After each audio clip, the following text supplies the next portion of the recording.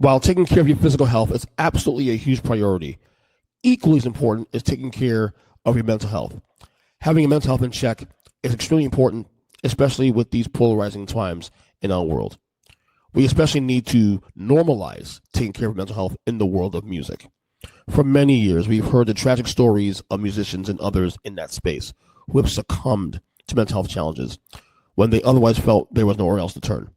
For more information and how to support this cause, visit Live Beyond on Instagram at live.beyond27 or on Facebook at Beyond27. Thank you for your support.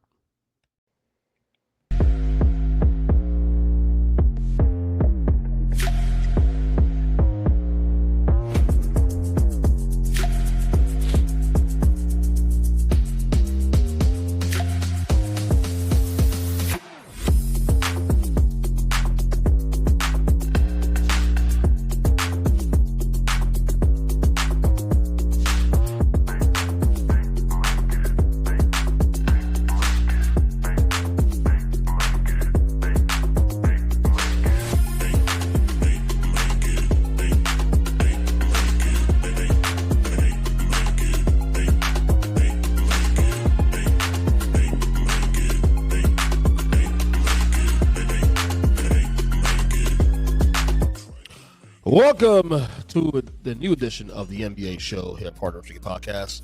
I am your host, Earnest EJ Christian. Of course, doing this probably going to go weekly now, most likely now, with our guy, Greg Hrinya, NBA author and analyst. Greg, Happy New Year to you, man. How you doing? Happy New Year. I'm doing well. Thanks for having me. We got a lot going on in the NBA, man. I got to tell you, I remember starting the year. I remember telling you, I was not excited about the year when it first started. But I got to say, there's a lot of intriguing things going on. We're now in January. Obviously, with the middle of football, the playoffs are going to start now. College football playoffs right now underway already. So the NBA is still not quite, it has its footing, but casual fans are not quite there yet. They're starting to pick up on it now. But there's a lot of cool things going on in the NBA now. Interesting things going on. But the first thing I want to touch on before we get to some of the narratives here, we had a big trade last night. Worst kept secret last 72 hours, though. Trae Young finally moved to the Washington Wizards for CJ McCollum. And then what was the other piece again, the other guy they got in that trade? Corey Kispert. Right. No draft picks, though? There's no picks removed? No picks. So this was basically a salary dump for the Hawks, right? Yeah. I mean, I guess you could look at it that way. Yeah. Trae Young is complicated for me. And I did it I have another podcast I do called Unfiltered, like a B-side of this show, where I just react to things in the moment. And he's complicated because there was a time, you remember this too, 2021, the Hawks go to the conference finals against Milwaukee. And remember, Trae Young was the new killer in New York, and he was on a massive ascent. And there was talk of the time because remember how they got Trae Young. I don't know if they traded Luka or they traded the pick to get Luka. They traded the third pick and moved back to 5. Right. And for another asset. So right. Luka went 3. They took Trae Young at 5. Right. So that's why those two are always going to be linked. But there was a thought that, so the trade doesn't look as bad anymore because Trae Young was an ascending star. You look at this guy as the future of the league also. And it's not to say he's not good. The numbers still on the numbers. He's still averaging, high 20s, 12 assists a game, the whole 9. He's very productive as a player. But the Hawks have not gotten anywhere close to where they were in 2021. They're basically a regular play-in team, which means you're a play-in team, you're nowhere close to a title. And the Hawks, I guess, got tired of the ebb and flow of the cycle of mediocrity and whatnot. And we've heard his name be in trade rumors for a while now, for at least 2 or 3 years now. But now the reality is here. Trae Young to the Wizards. They get back those 2 pieces. Your thoughts on the trade? Yeah, I mean, it's funny. Over the summer, I think the talk was out of the 3 guards who could benefit from a change of scenery, Trae Young, John Morant, and LaMelo Ball, which one would you want? Which one would you not want? And I really thought about that a lot because I'm they're all very flawed players. I think I'd probably want Trae Young the least. So, I mean, I don't think that he impacts winning, so I could see why Atlanta wanted to get off of him. And also, I think that the notion that he's this great offensive player, I think he's a good playmaker as far as assists go. But he came into the league, I think, sort of emulating Steph Curry a little bit. And when you look at his numbers, he's really not that good of a shooter. So, I mean, like he has the capability of taking those shots, but he doesn't really like make those shots a ton. If you look at this year, Right. yeah, he's averaging 19 points. He's shooting 41.5%. Last year, in a full season, he only missed 6 games last year, shot 41%, 43 the year before. The year when they really did their damage, when they had their long playoff run, that was his career year at 46%, which was a good year for him, averaged 28 points. So, I mean, that year kind of looks like an outlier. So, I mean, like, Yeah. 19 points on 41% shooting, when you could make the argument he's probably the worst defender in the league, not just because of his size, but I don't think he's overly he doesn't overly exert himself on that end. No. Plus, he's 6 feet tall on a good day. So, I mean, he's got to be like a transcendent offensive player to make up for the fact you're getting 0 from him at the other end. And he's productive, but he's not transcendent. And Exactly. And that's where, like, and that's the difference between him and Luka, because Luka's the same problem on defense as well too. Yeah. But the difference between him and Luka is that Luka is a transcendent player on offense. Same with James Harden. Same thing. Same comp. Yeah. James Harden's another guy, not a great defender, but he's transcendent on that side of the ball. It makes it worth as well. Yeah. 100%. Yeah. Let me ask you a question. We'll two-side this thing quick on both ends of the Wizards and Hawks here. Was this a good trade for the Hawks? Yes or no? I think it was a good trade for both teams, actually. So all that said about why I don't like him as a player, the reason why I like it for the Hawks is because they really didn't have a point guard. They had CJ McCollum sort of functioning as a point guard, or Bilal Coulibaly functioning as a point guard. These guys aren't traditional point guards, and I think for where Washington is in their rebuild, Trae Young will take over a lot of the ball handling and also maybe get some open shots for a Trey Johnson, for a Keyshawn George, so that Keyshawn George doesn't have to initiate the offense every play. Right. He can play off the ball. Like, I think the goal is to make life easier for the 3 guys, not dismissing Coulibaly, but like Trey Johnson, Keyshawn George, Alex Sarr. I think you look at those guys and you think like Washington might have something there. But if they're being put in roles that they shouldn't be in, it's going to stunt their growth. So they probably look at it like, let's get a ball handler around them and let's let Trae Young help them develop and really see what we have. I don't even know if Trae Young is in their long-term plans, but he might be very helpful in helping those other guys develop.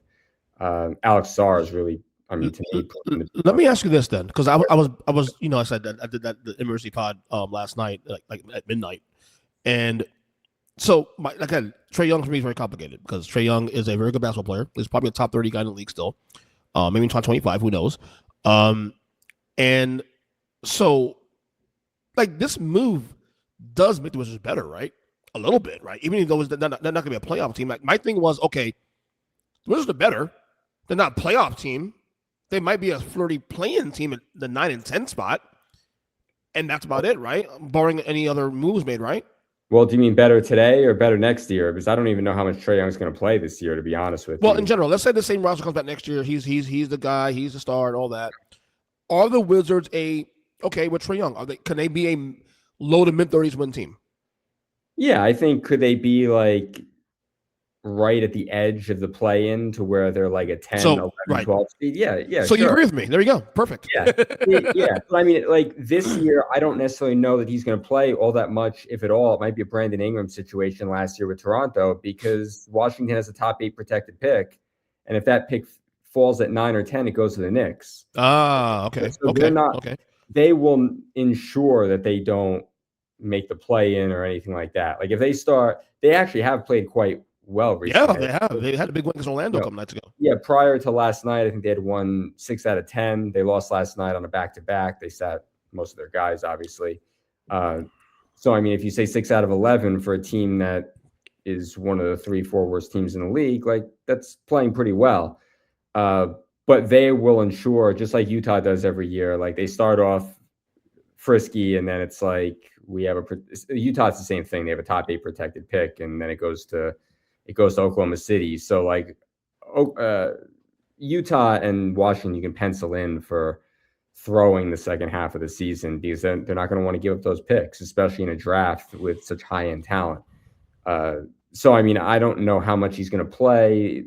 I've seen it floated about. I believe it was on The Athletic that he might not play at all, that, they want to let his injuries heal. And also it's a tanking measure for them. But I think it's for going forward. Let's say they win the lottery or they wind up with a top 3 pick and they get one of these studs. It's just another guy that Trae Young can help out that they're not putting. Like, let's say they draft AJ DeBonsa from BYU.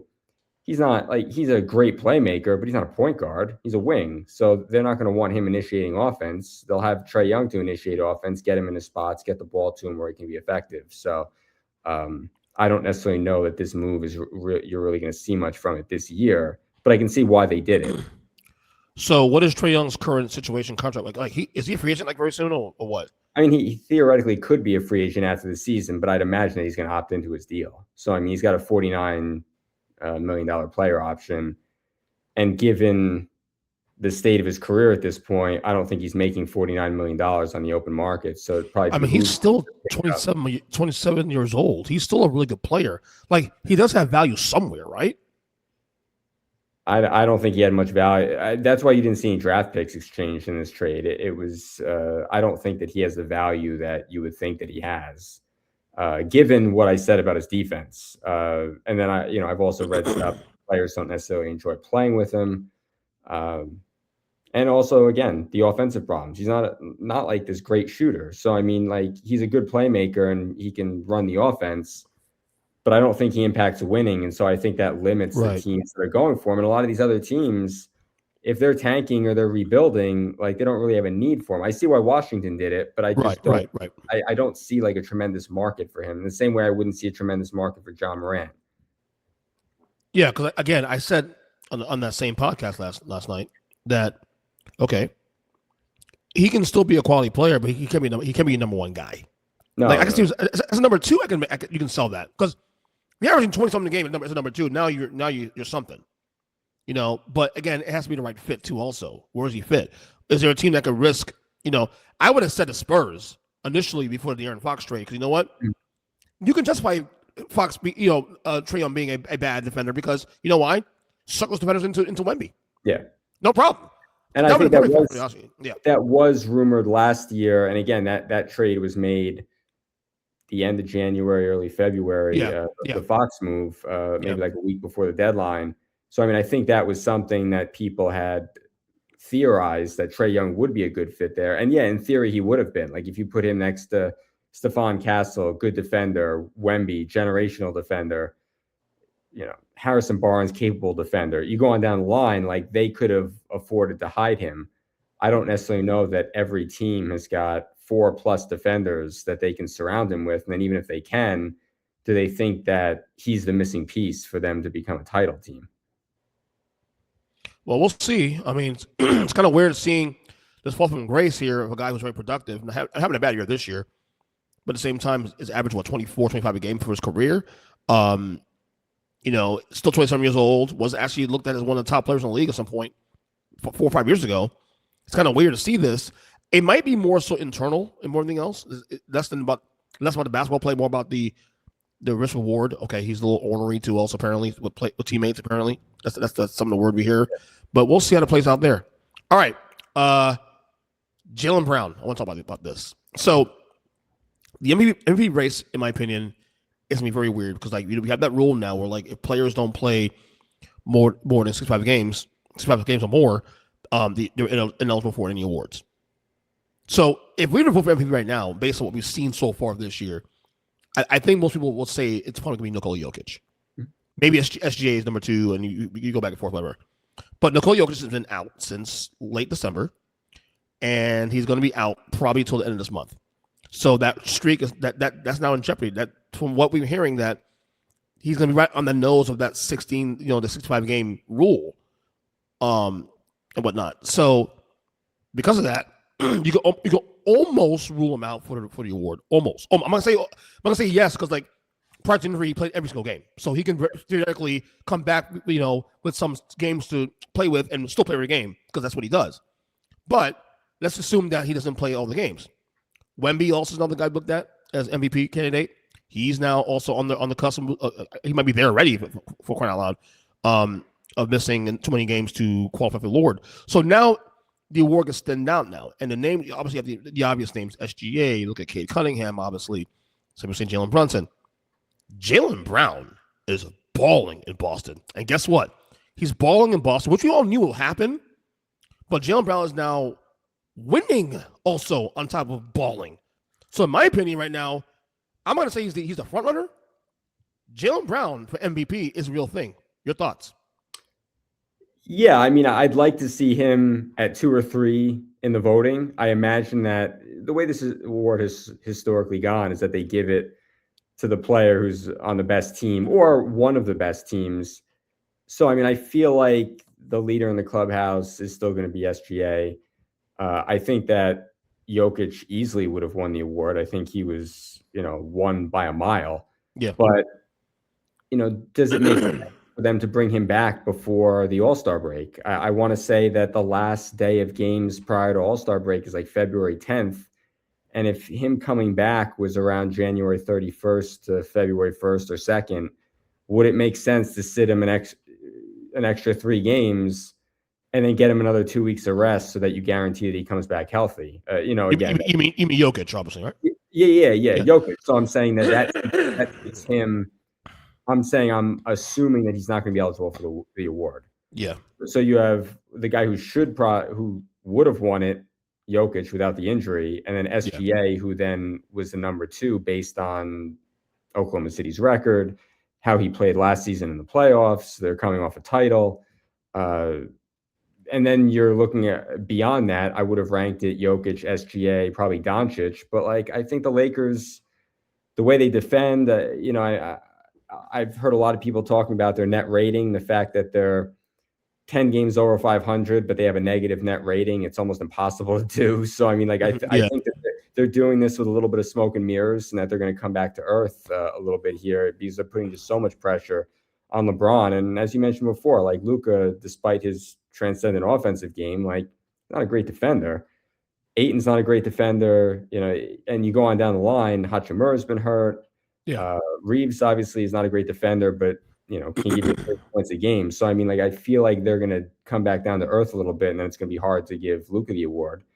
And that brings you to the 2 guys you mentioned, Jaylen Brown and Cade Cunningham, and both guys have excelled tremendously. I mean, Jaylen Brown, he's always existed in Jason Tatum's shadow, and this year, it's not just that he's averaging 30 a game, he's shooting 50% from the field. I was just going to say that. Efficient while doing so. Yeah, so, I mean, it's not like he's just like we talked about Trae Young, he's shooting 41% from the field. That's a big difference. So, I mean, Jaylen Brown is putting up the points and doing it efficiently and guarding at the other end. Right, and right. If you look at the players next to him, I mean, Derek White's really good, jack of all trades, do everything, but his shooting's been terrible this year. And then Peyton Pritchard's a starter for the first time, and then they're rotating Neemias Queta and Sam Hauser and Jordan Walsh in and out of the lineup. There really isn't a lot of help there for him. So the fact that you look at that team and say, wow, they're second in the East right now, or and maybe they finish third in the East, let's say, that's pretty impressive. So I mean, it shows that he's capable of that, and that we've never really seen it outside the championship run they had, because he's always existed, as the 1B to Tatum's 1A. Yeah. And I'm not surprised he's doing what he's doing. In fact, I think when I did my preview with my boys, Zach and Chris, back in October, actually Zach, because Chris missed that show. Zach said that Jaylen Brown will lead the league in scoring because he now has the shackles off because now Tatum's gone. And I'm not sure he's leading score right now, but he's definitely in the conversation. But having said that, what we didn't see with this was this translating to wins. Boston's still playing really well.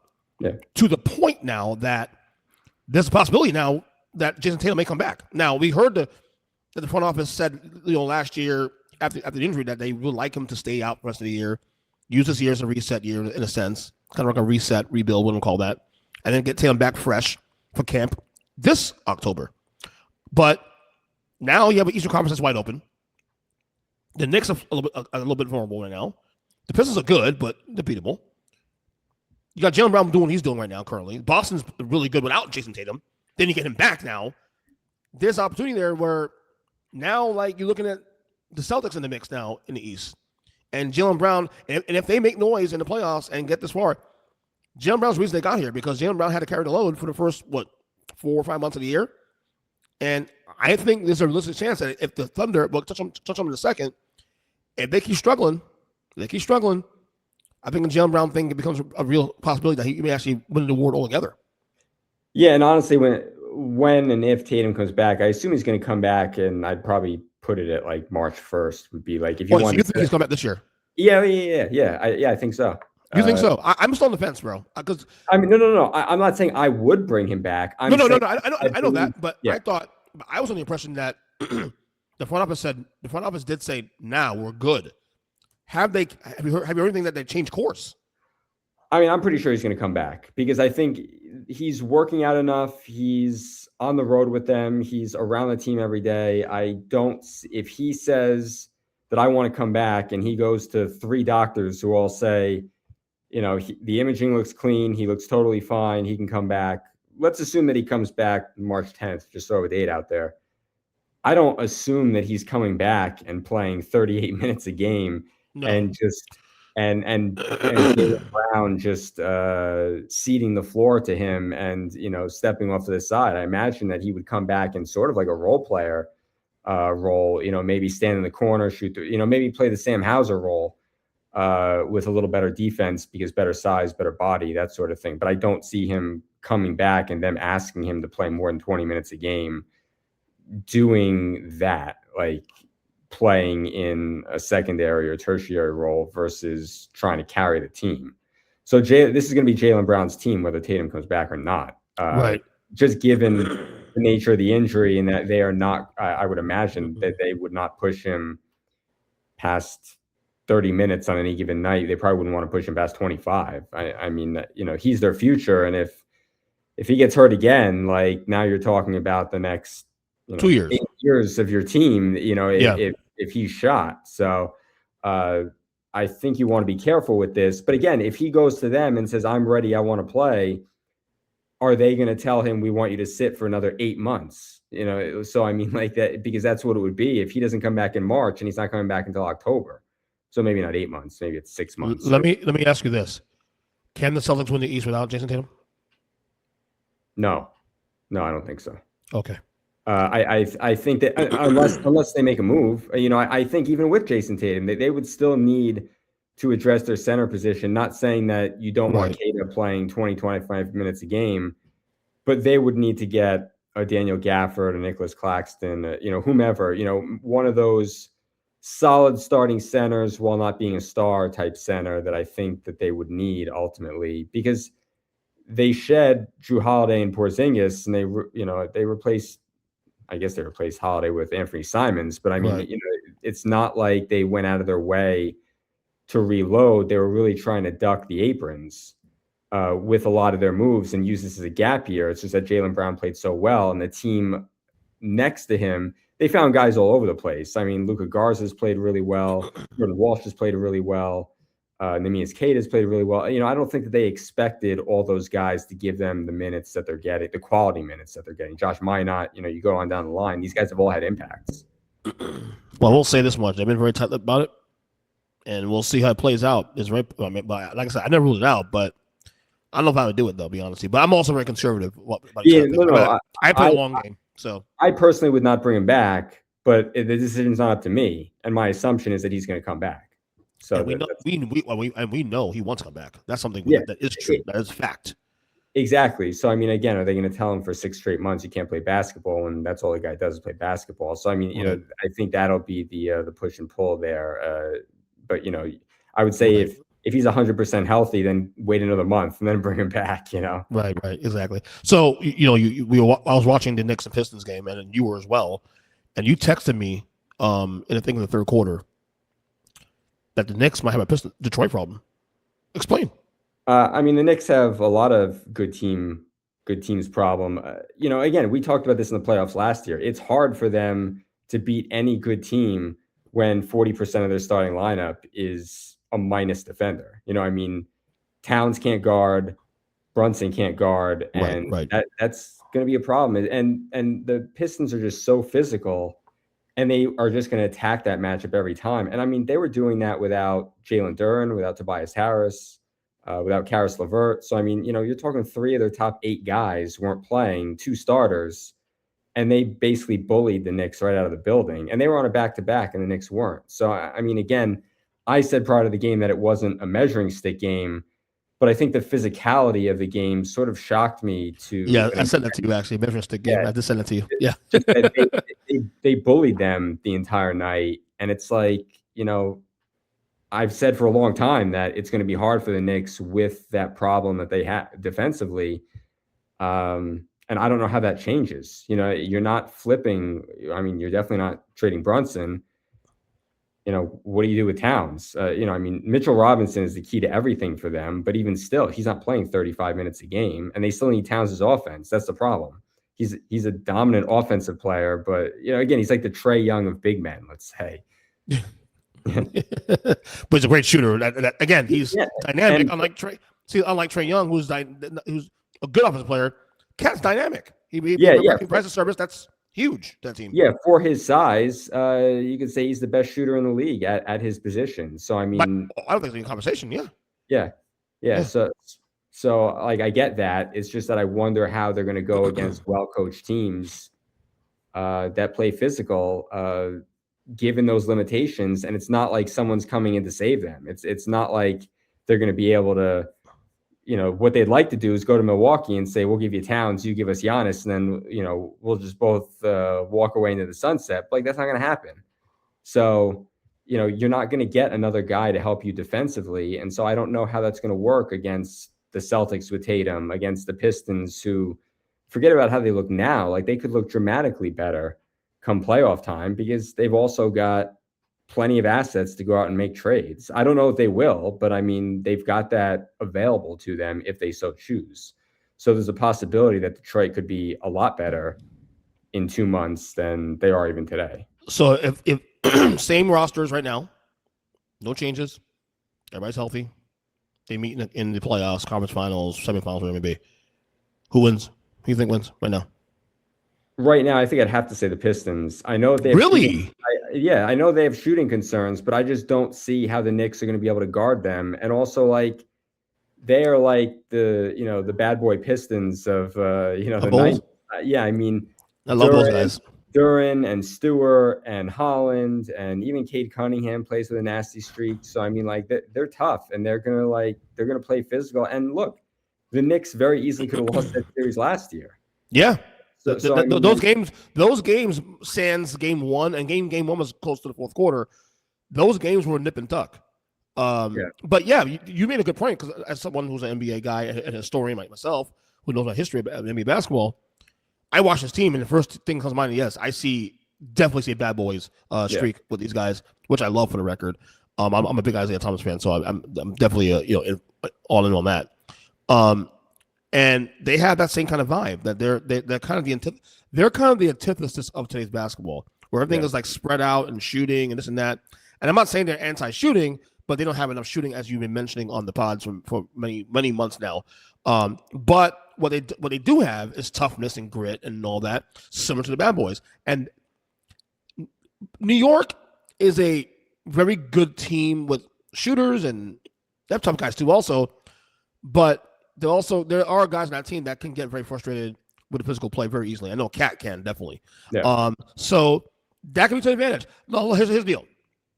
Because they have more playmakers, I might still take New York, but that's going 7 games, bro. That's going 7 games.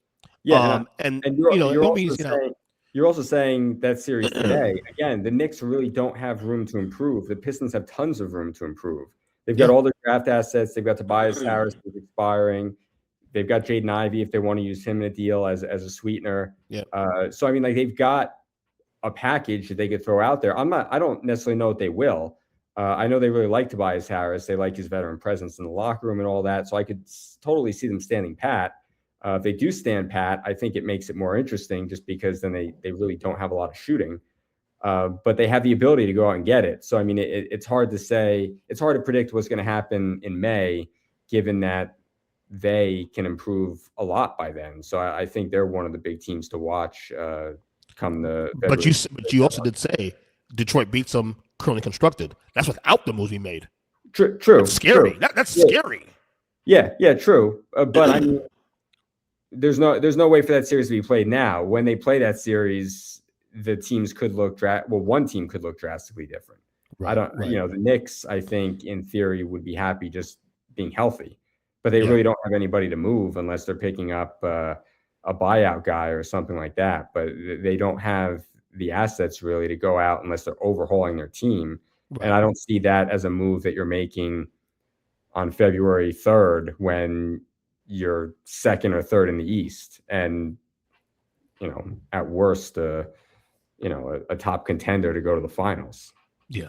Yeah. Well, something to keep an eye on. New York and Detroit could be, the situation there in the Eastern Conference. What else I got in the notes here to talk about? Well, you know what? Talk about the Sixers real quick. Well, actually, you know what? Let's put that to the side a second. OKC. I think they're 7-6 in the last 13 games. Yeah, they are, and they were 6-6 prior to last night, and they really should have lost last night. They were down by 4 with 2 minutes left. They got a Larry Markkinen put back with 4 seconds left, and then SGA had to hit a double pump jumper just to take it to overtime, and then they escaped overtime with a win. They were 18.5 point favorites in that game. So we can agree that they're not getting 70 plus this year. That's no, and shame on me for backing off that because I was the one. Yeah, you did. The last time you talked, you said I didn't get there. But all summer I'm like, no, I don't see it. It's a long season, et cetera, et cetera. And then you relent, and then it's like I shouldn't have relented because what I was worried about happening is what's happened. So are they in trouble? Or is this just like, okay, well, it's the dog days. We're the champs. We're gonna get everybody's best shot every night. So you don't want to overreact to the struggles because ultimately they're still the best record in basketball by far. And they're still the best team right now until proven otherwise. So, but are there concerns there you're seeing? I mean, there are definitely concerns. I mean, there's still, if you were saying from a betting standpoint, it's probably them or the field. So, I mean, they're still the favorite. But I think that they've definitely shown cracks. And look, I mean, they very easily could have lost in the conference finals last year to Denver. If Aaron Gordon doesn't get hurt, maybe that series plays out differently. It went 7 as it was. Yeah. So, I mean, it's not like they were so far above every other team that they couldn't be beaten. And they needed 7 to beat Indiana. So, I mean, that series was, and again, game 7, Tyrese Halliburton goes down with an Achilles injury. So basically they won 2 game 7s where the other team lost to one of their most important players. So, I mean, I don't know that it was ever going to be a cakewalk. I mean, again, when we did this show or not in the summer, but before the season, I said that I would take the Nuggets and Knicks to go to the finals. It was basically because of Jokic. It was like, I just don't think that they have an answer for him. Now, obviously Denver's got their own issues with health and, where are they going to wind up in seeding and all that sort of stuff. But I mean, the issue with OKC is kind of the issue that they had in the playoffs was like, are they going to get enough shooting? And if you go on down the line, the reason why they've been struggling is I think the number was in the 12 games that they went 6-6, they've had the 22nd ranked offense. I mean, that's pretty terrible when you factor in that there's probably 8 to 10 teams that are actively not trying to win.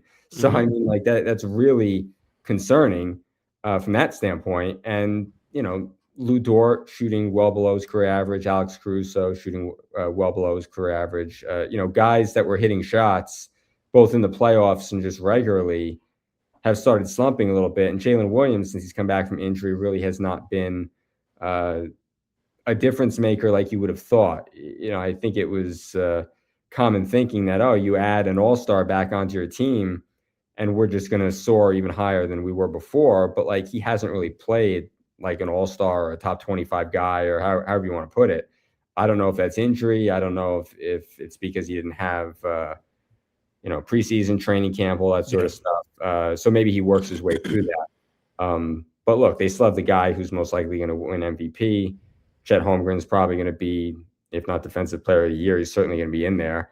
I don't know if they're going to make a lot of moves because I don't know that they want to tinker with what they've got. But I mean, look, they're still a great team. It's just that, could I see San Antonio beating them in a series? Yeah, I could. They beat them 3 times in a 2-week period. So it's and I don't think that's just regular season malaise. I think that their thinking is we're going to funnel everything towards Wemby and we're going to force these non-shooters to make shots. And if Lou Dort and Caruso make their threes, OKC will win, no problem, and then San Antonio will tip their cap to them. But if they're shooting at 32% as opposed to 40%, San Antonio's going to take their chances. But again, that's all assuming that Wemby's healthy, and but then that could go for any number of teams and any number of players. So right. All right. Last thing, get you out of here.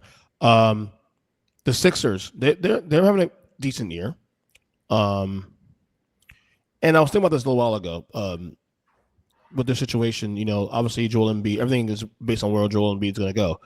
And obviously he has major injuries. Obviously he's been dealing with. He's playing this year, but not every game, and it's hit or miss. It's one game here, one miss game here. Now he has played, a nice little stretch as of late.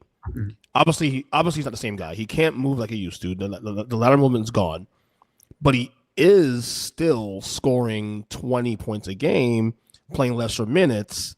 He still has an impact to some degree. The Sixers are actually winning now. They're in the top 5 or 6 right now in the East, probably top 4 last I checked. And they caught a break here too, also in a sense, because they have the situation where they've hit on the last 2 drafts. Now you mentioned, McLean last year was a guy that played well before he got hurt and has been playing well since. But they hit on the BJ Edgecombe draft pick so far this year.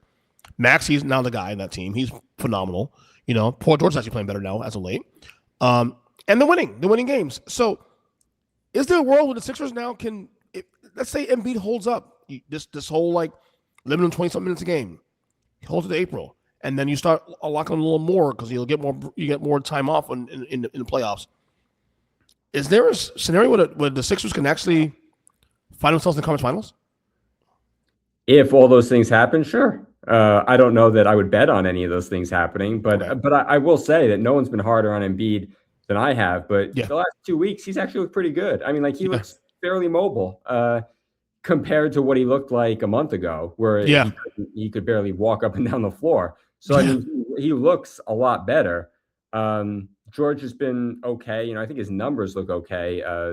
But again, for me, I look at that game they lost to Denver the other night, and it's can I still, are they still trustable?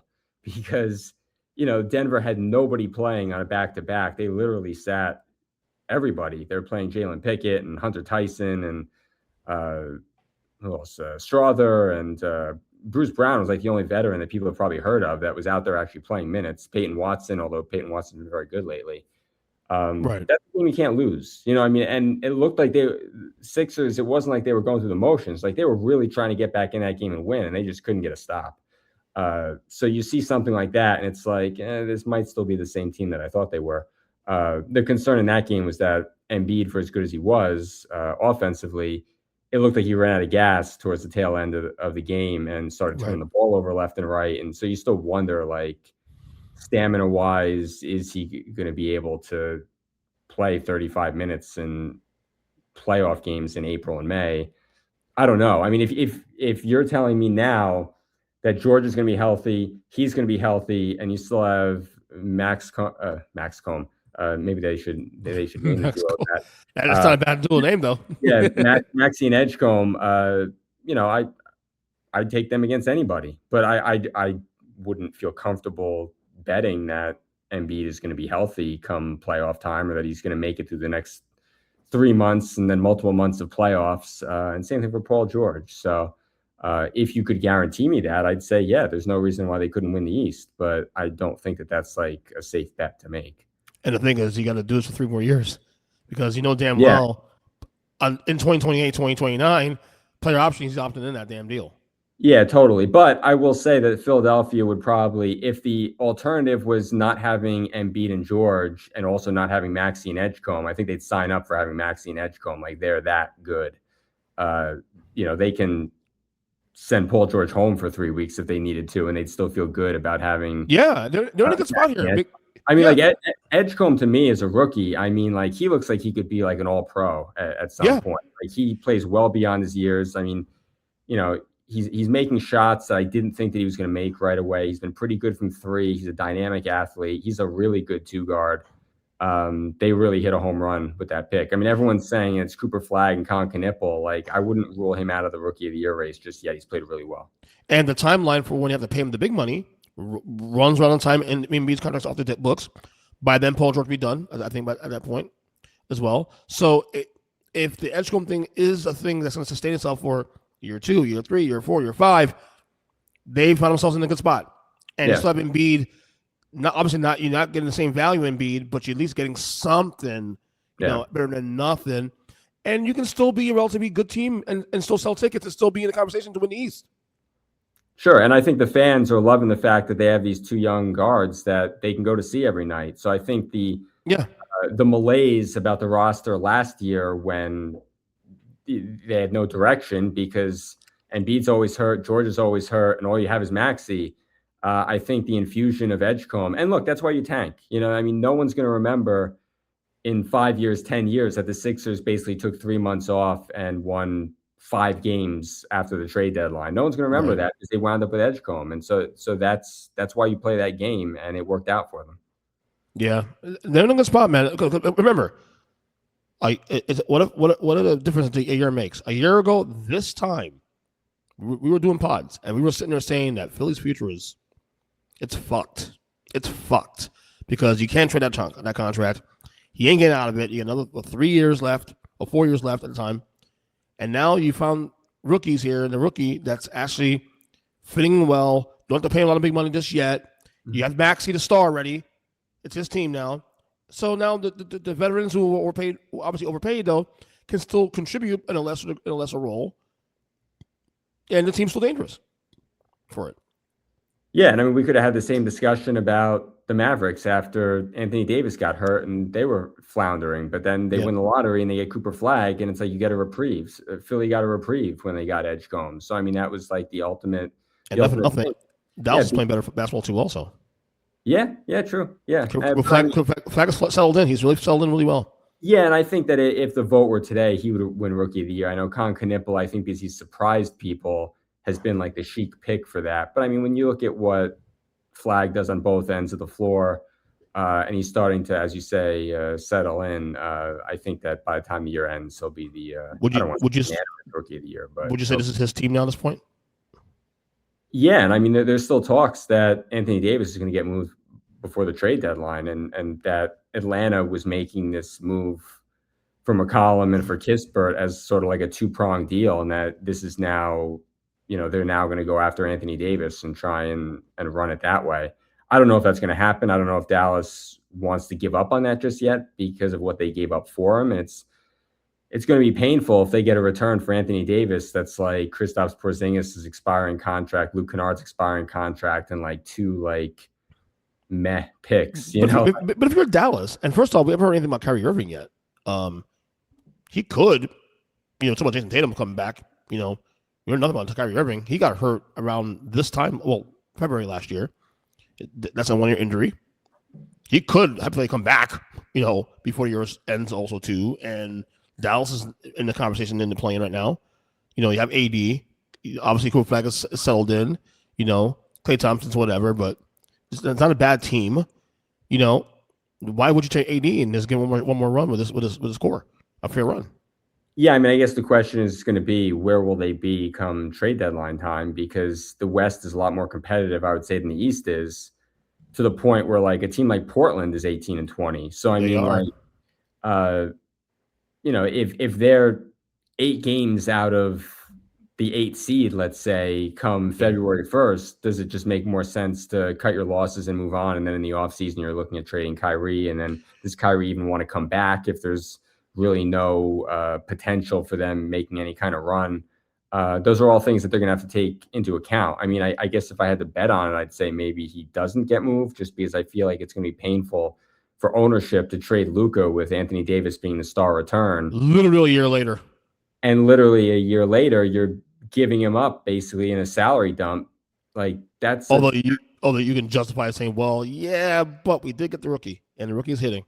True. Yeah, but those are separate deals. They, in theory, they could have gotten the rookie without that. Although I guess if Anthony Davis doesn't get hurt, their record's not bad enough to be in a position to get it.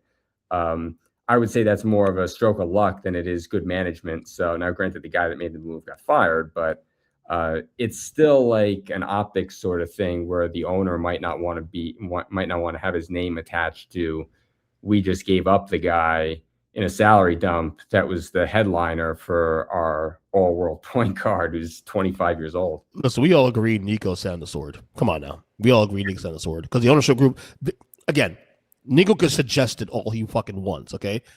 If, who knows, if Adelson, who her name is, runs that team, they can say no. They co-sign the deal. So if anything, ownership deserves more blame than Nico Harris. I'm sorry.